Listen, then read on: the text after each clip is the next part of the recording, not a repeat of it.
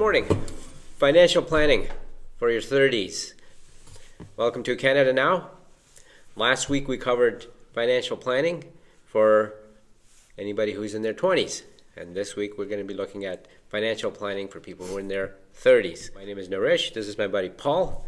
Morning. And we're here to do this. Through the 30s, today, yes. For the 30s. Which is the most this is the next stage of their life, eh? You want to continue what you've done through in your 20s, building your financial future.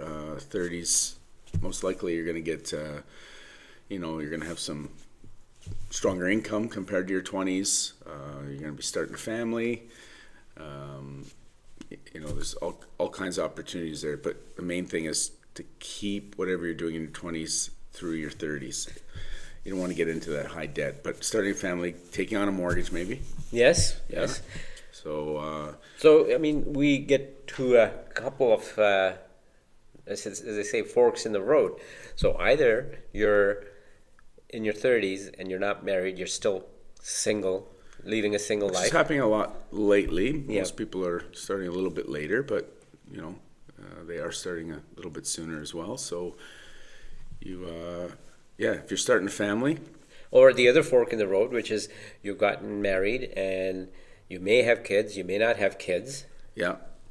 So would you say then that if you're in the 30s and you're still single, continue what you were doing in the 20s, which we pointed out in our last video? Yes. If by now you should have a good, strong emergency fund. If not, continue to build that. Continue to save. Your short, medium, and long-term goals. That should just be increasing. You should have a little bit more. Compound interest now from your 20s to your 30s should be a bit bigger now, right? Yeah. But maintaining all that stuff. Yeah. And just keeping on the right track. And just keep building it. If you haven't seen our episode first, not episode first, but first episode that we put together last week, please watch that. That will show what Paul just spoke about, your short-term goals, medium goals, and your long-term goals. So that's available for you. So let's say now you're in your 30s and you've gotten married and you have kids. Doesn't matter, 1 kid, 2 kids, you have kids. What are the most important things from here? Well, you could take as soon as you start having kids, I would recommend getting the social insurance number right away. Especially you can get it right at birth, right? So register right away, Right? Because then that'll create what you can start RESPs. So registered education savings plan. They're government funded, so they'll give you up to 20% money back. So what you're saying is if I put in $100, they'll put in... Yes, up to a certain amount, right? So it's basically free money. Right. And the sooner you start, so as soon as you can get that SIN number, right to the age of 17 when they're going off to college, you got that 17 years of compound interest. You can start at any time up until the age of 15, but the sooner the better, right? So you're compounding that. So try to max out that amount, and then it's good. So that's a number one if you start having kids and you want to save for education, because education is not cheap. Oh, no, it's not. We've gone through it, yes. And a lot of times they need that education now, right? Yeah. So how do you get an RESP? Where do I go? Banks offer them. Financial advisors can help you out with that.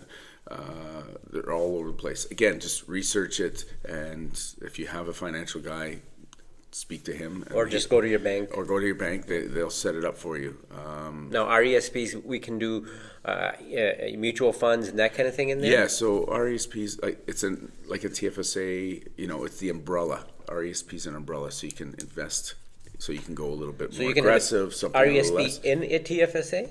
No. It's just RESP is the umbrella. Okay, it's completely so separate. You can have the same funds that you have in your TFSA in an RESP. I see. Okay. Whatever kind of growth that your risk tolerance is at. So, the longer duration, the better, because you can go a little bit riskier because, the market's going to be up and down throughout that time, or something if you're a little more conservative.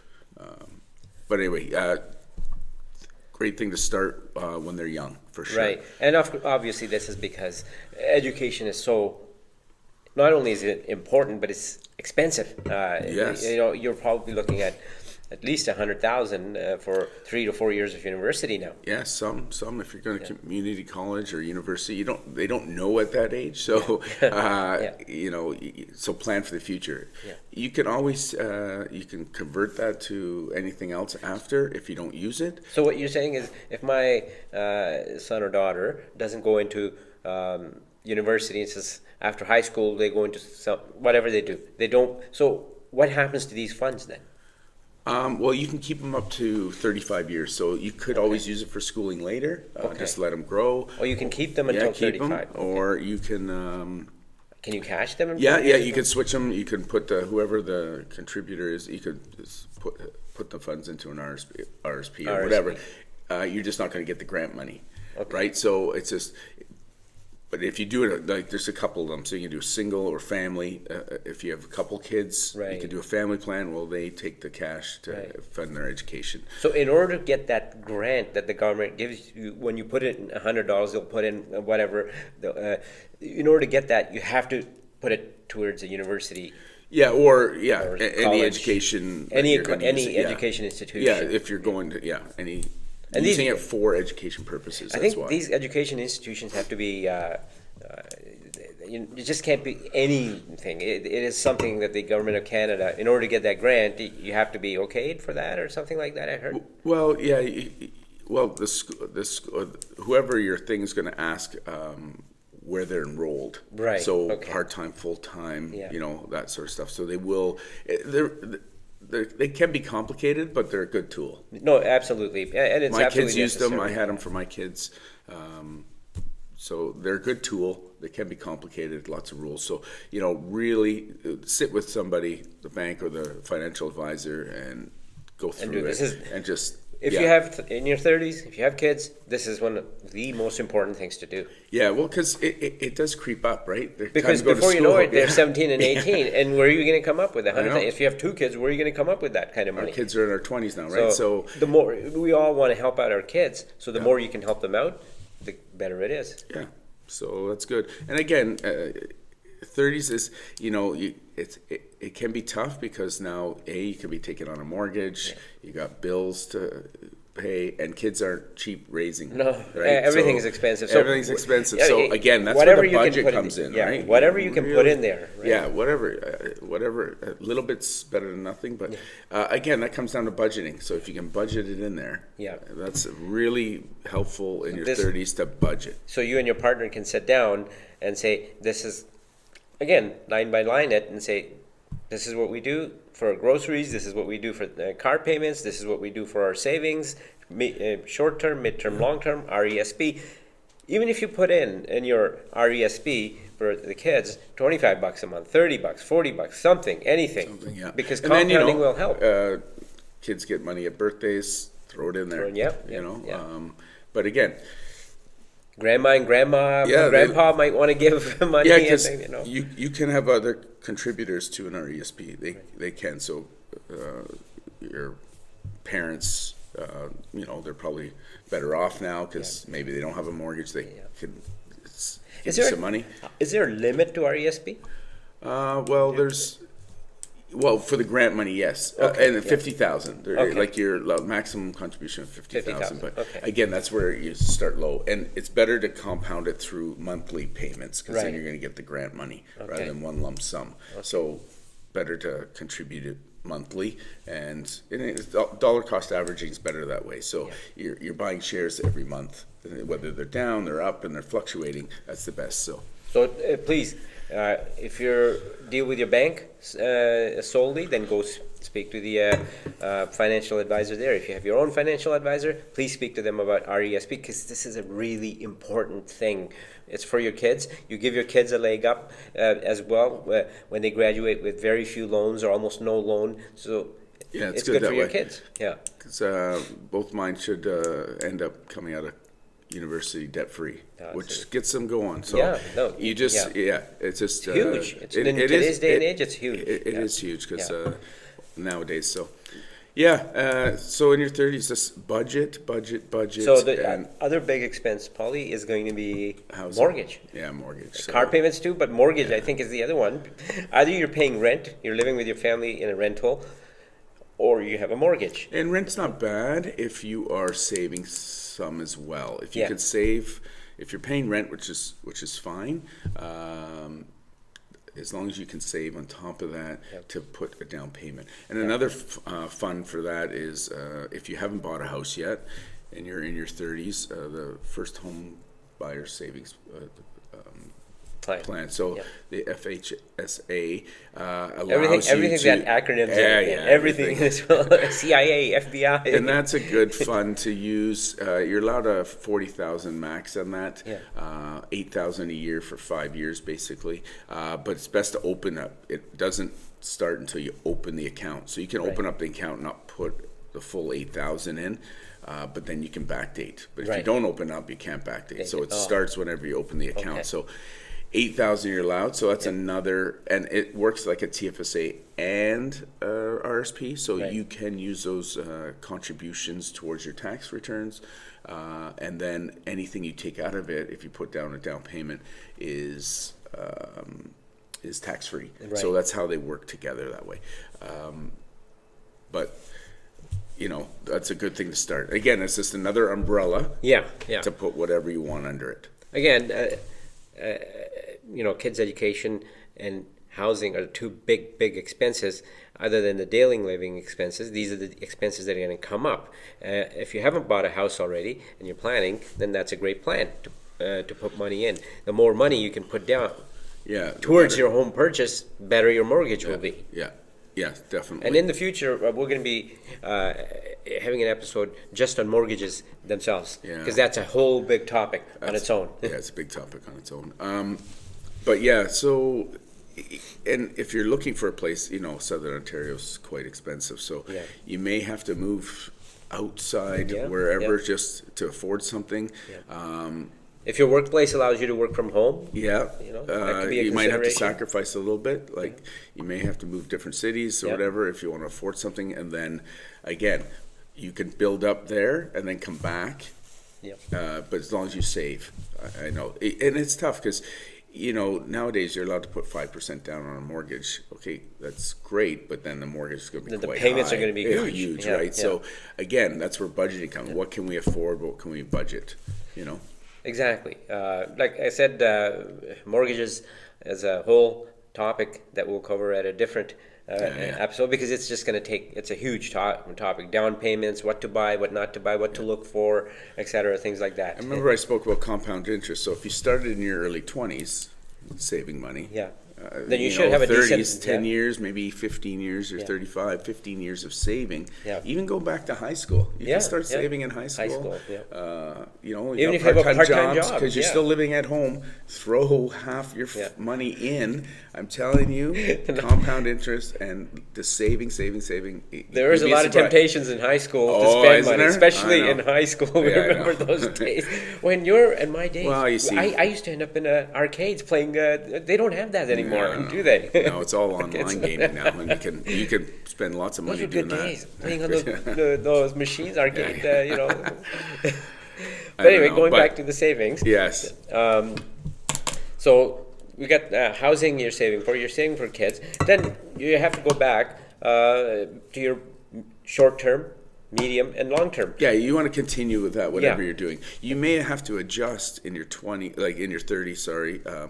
Can you do a bit more? Because hopefully by your 30s you're making more money. So, anything you've had raises and stuff like that, start putting that towards it. But if you maintain that goal, fine. But if you can increase it, great. I know different expenses come, so you may have to just maintain what you've been doing. If you have to cut back a little bit, just keep saving. Sit down. Don't talk stop with your them. partner. Sit down. Talk with your partner, line by line, as to what the expenses will be and where you can save. Right? Now, there's this strata of people who in their 20s just partied. Partied. And they got nothing. You still have them. It's never too late. So you're in your 30s. Now you're thinking, I'm getting married. I got really no savings, really very little. So you can still start. Yeah, you can start any time. It's they say it's never too late. It's Yeah. just you may have to start saving a bit more. That's all. But again, it's just when you can start. Because if you start in your 30s, you still got. If you're not going to retire till 60, you still got 30 years. 30 So years of there's still a savings. lot of time. But I just say start. Just start. You know, as far as savings, again, we covered this in our first episode. You can do it yourself using online platforms such as Questrade, whatever. But know this, that you should know a little bit about investing if you're going that way. Yeah, because it's best to sit down with someone and say, Exactly. hey, this is where I want to go, and you know, sit with a financial advisor, or because you sit with somebody and say, okay, they give you options, right? Exactly. Questrade's not going to really give you options; they're just going to give you, this you want to invest in this, fill out a few things, see where you are. Yeah. Sitting with a financial advisor, you could say, well, do you want to put your money towards this? Do you want to do this? Like, what is your plan? And you sit with them and they help you with a plan. They can build a plan for you, Yeah. whether it's your financial advisor at your bank or whether it's your financial advisor that you have through your family, your parents have one. Sit down with them, have a good conversation with them as to what your goals are in life. If you have kids, and yes, put money in RESPs. When will you be retiring? And they can help you with that as well. How much, set up your budget, help you set up a budget. These are really important things in your 30s, because if you can build these habits in your 30s, going in 40s, then you're getting closer to your retirement. So 30s you're building into your 40s, so you want to maintain. And you want to pay that, off your mortgage. And another big thing is you want to make sure insurance is there, right? We don't like to think of having insurance, death, or anything like that, but you never know what happens, right? No, it's critical. You should have insurance. So if one of you were to leave, you're leaving kids behind, at least look into insurance. Just like car insurance, you should have Yeah, life insurance. life insurance. You should have, you have to Maybe have some home disability insurance. just to protect. So just looking at that, because you want to make sure that if one doesn't survive, you have enough money to. Exactly. Term policies and stuff like that, they're tax free. So if you set up a policy of $500,000, you're going to get that, and that'll at least set your family up to get going through. Because it's a tough time, right? So insurance is a big thing to look into. And in your 30s, it's fairly cheap. Yeah. So if you get term insurance, you should be able to budget that. It's not going to cost you hundreds of dollars. So a lot of companies don't even ask for physical exams or anything. You fill out their application, all their questions, answer them, and they'll give you insurance. You don't even have to have a physical exam with a lot of companies. And in your 30s, I would start thinking of wills as well, even though some people don't want to think about that either. But wills are important. It just gives you your wishes. And again, you can always update a will. You can do it every 5 years, update it, whatever. In your 40s, update it in your 50s, update it. Just have one, and it's something laid out. Okay, just be organized. I have a sheet of all my passwords, everything, and 3 contact numbers for my wife. It's in a folder. Something happens to me, she goes to that folder. Everything is there, all in one sheet. And that's exactly who what to call, planning what is. to do. Just plan.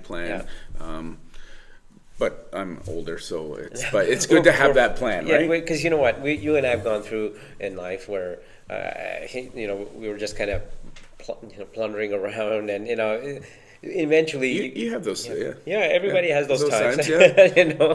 And you party a little bit, etc., and get in the arcades, and but there comes a time, and I think 30s is a very important time, especially if you've gotten to 34, 35, to sit down and look at what your goals are going to be. If you're married with kids, what are your goals? If you're single and if you plan to stay that way, what are your goals? And again, retirement is also a very important goal. Yeah, because, absolutely. It comes up on you before you know it. Oh, I know. Well, you're in your 30s, and and if you're having kids, they speed up your life, I find. So because the stress makes you lose hair. We have kids. Yes, exactly.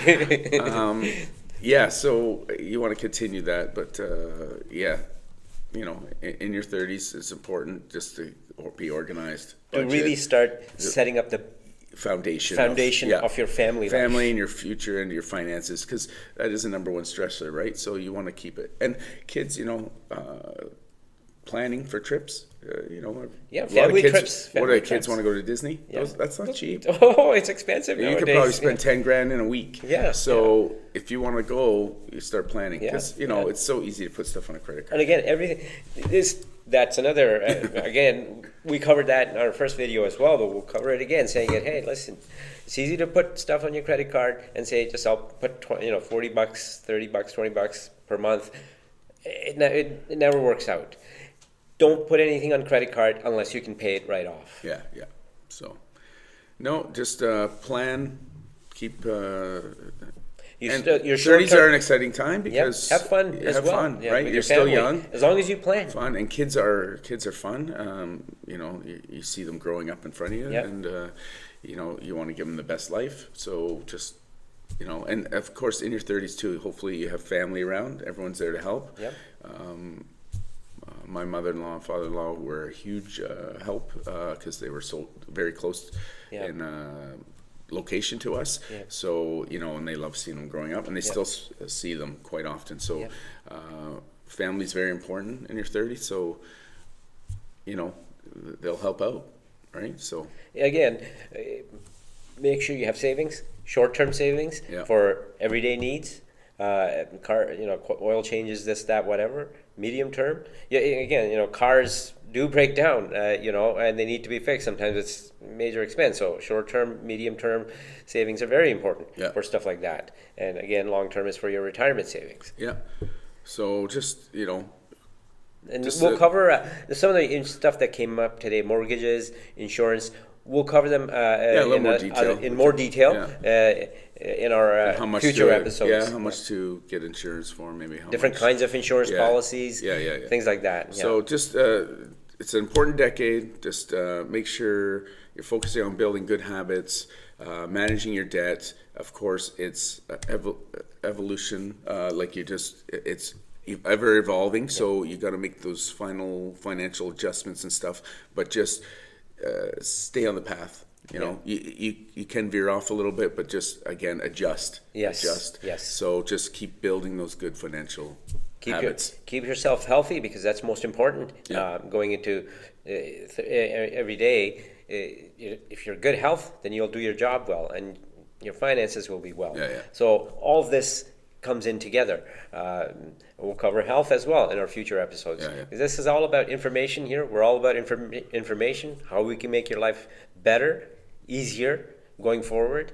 If you have any questions, please put them in the comments, and we'll look at them and we'll answer them. Again, like, subscribe, and turn on your notifications. It means a lot to us. And thank you very much. See you next time. All right. Thank you.